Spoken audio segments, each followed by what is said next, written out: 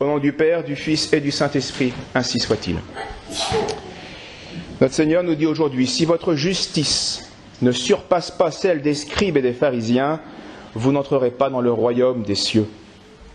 Votre justice, c'est-à-dire votre sainteté, parce que la sainteté c'est être juste, c'est faire aux autres ce qui est dû, ce que nous devons. Et la sainteté c'est la pureté. Ça exige une grande pureté intérieure pour être juste extérieurement avec les autres. Voilà ce que dit notre Seigneur. Donc si votre justice ne surpasse pas celle des scribes et pharisiens, si elle est uniquement extérieure et encore imparfaite, eh bien vous n'entrerez pas dans le royaume des cieux. Et saint Paul se fait écho du Christ lorsqu'il dit « Ne rendez pas la malédiction à ceux qui vous maudissent, au contraire, bénissez, parce que vous avez été appelés à posséder le bonheur de Dieu, c'est-à-dire la bénédiction en héritage. » Alors pour arriver à ce bonheur, pour atteindre la sainteté, nous connaissons le chemin, c'est le Christ crucifié, qui était un scandale pour les Juifs, qui est une folie pour les gentils. Mais à ceux qui sont appelés, dit saint Paul, juifs ou gentils, eh bien, pour nous, il est force de Dieu et sagesse de Dieu. Tout le monde, on le remarque, veut le bonheur, cherche le bonheur. Mais tout le monde n'en prend pas le chemin. Les bons et les méchants, les impies comme les justes, veulent être heureux, veulent des jours heureux, c'est-à-dire veulent le bonheur. Mais s'ils veulent vraiment la même chose, pourquoi sont-ils opposés ? Les impies s'opposent aux justes et les justes s'opposent aux impies. Ils sont bien opposés.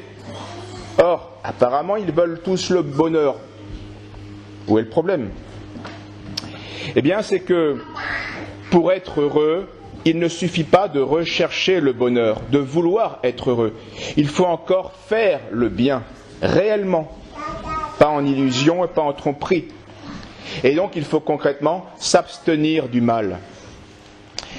Le bien, c'est l'œuvre qu'il faut faire pour avoir en récompense le bonheur. L'action du bien est nécessaire pour le vrai bonheur. C'est la récompense du bien accompli, le bonheur. Alors si tu cherches le bien et si tu fais le mal, tu n'arriveras jamais au bonheur. Saint Augustin, qui a profondément écrit sur cette question, remarque que les erreurs des hommes par rapport au bonheur, eh bien, se réduisent aux deux grands courants philosophiques de l'Antiquité, bien connus sous le nom de épicuriens, d'Épicure, qui cherchaient la jouissance du corps, et les stoïciens, qui cherchaient la force de l'âme. Les uns donc disent que ce sont dans les plaisirs du corps qui peuvent rendre l'homme heureux, et les autres disent que c'est la seule force de caractère, la force de l'âme, qui va rendre l'homme heureux. Eh bien, ces deux sectes résument toutes les discussions humaines, puisque un homme, c'est un corps, c'est une âme dans un corps.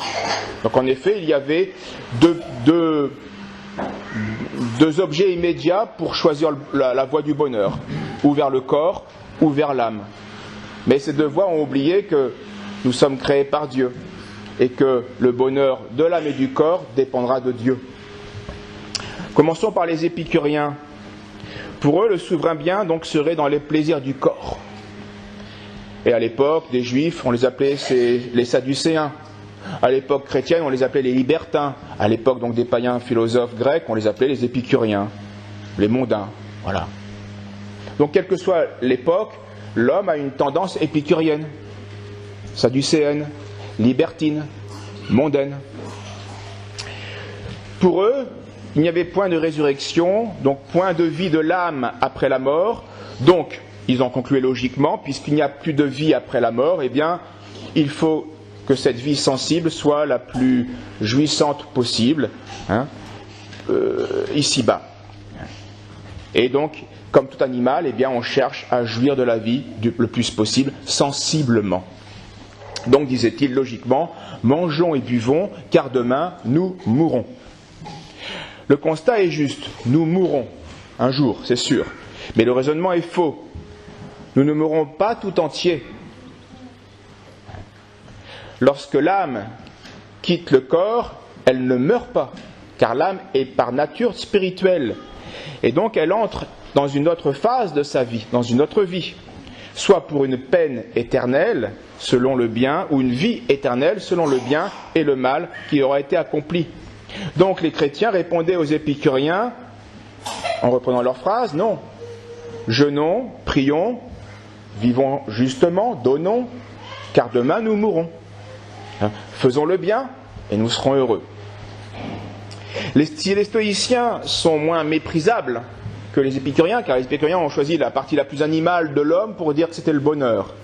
Non, les épicuriens, eux, les stoïciens, eux, ont mis dans ce qu'il y avait le bonheur, dans ce qu'il y avait de plus noble chez l'homme, son âme rationnelle, spirituelle.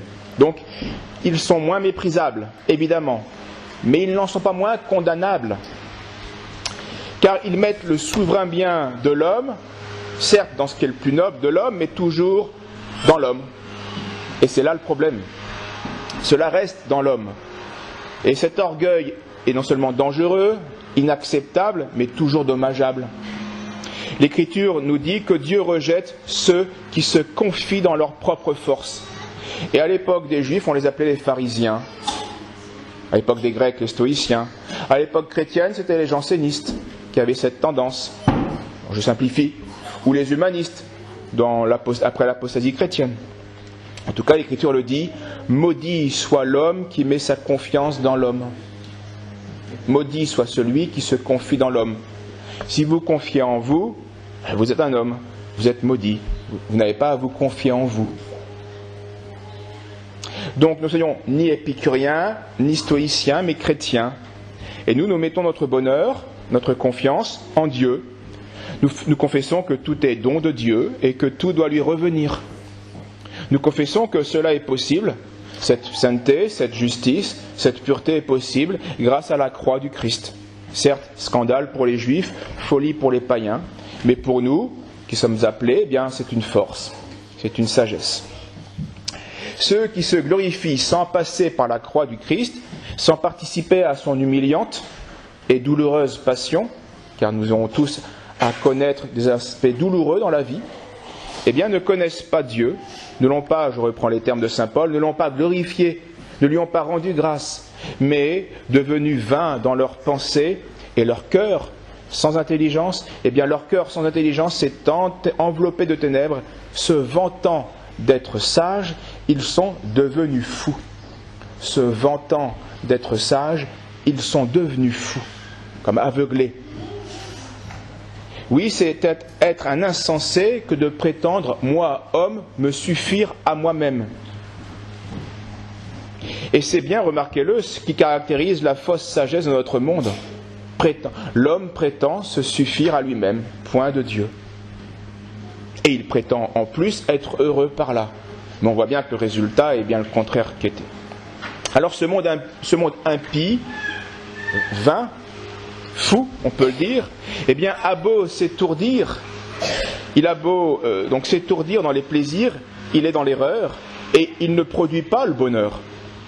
Et il méritera évidemment un supplice éternel, ceux qui ont vécu ainsi, là où le ver qui ronge ne mourra pas, où le feu qui brûle ne s'éteindra pas. Telle sera la mort éternelle. Et remarquez-le que Dieu réserve le nom de vie à ceux qui seront non seulement éternels, mais encore bienheureux. Car la vie éternelle, eh bien, c'est la vie bienheureuse, en Dieu. La vie des futurs impies aura beau être elle aussi éternelle, ce n'est pas vraiment une vie, ce sera un supplice éternel, pleine de tourments. Elle n'est pas bienheureuse. Donc, tout le monde ressuscitera. Toutes les âmes spirituelles sont immortelles. Mais est-ce qu'on peut appeler une vie là où on ne fait que souffrir? Non. C'est une mort éternelle qui s'oppose à la vie éternelle. Parce que le premier état éternel est plein de tourments. Le deuxième est parfaitement bienheureux. Alors, pour arriver à la vie, il n'y a qu'une voie, indiquée très nettement par le Christ. Observe les commandements. C'est-à-dire concrètement, porte la croix. C'est-à-dire, sois juste. Tout ça se tient, c'est la même réalité qui est exposée de manière différente. Porter sa croix, c'est être juste. C'est observer les commandements. c'est être saint. C'est être chrétien, normalement. Alors ne suivons pas les voies d'erreur fabriquées par les philosophes, non. Le Christ a été on ne peut plus clair en disant « c'est moi, je suis la voie, la vérité, la vie ». Telle est la doctrine chrétienne qui, et je reprends les termes de saint Augustin, qui veut être incontestablement préférée aux doctrines des philosophes, aux ordures des épicuriens et à l'orgueil des stoïciens. Oui, donc ni l'ordure des uns, ni l'orgueil des autres. La croix du Christ. Et à ce moment-là, eh bien, je conclue avec saint Paul, qui pourrait vous causer du tort si vous ne songez qu'à faire du bien ? Et même si vous deviez souffrir pour la justice, quel bonheur ce serait pour vous ? Ne craignez pas, ne vous troublez pas, mais sanctifiez le Christ Seigneur en vos cœurs. Au nom du Père, du Fils et du Saint-Esprit, ainsi soit-il.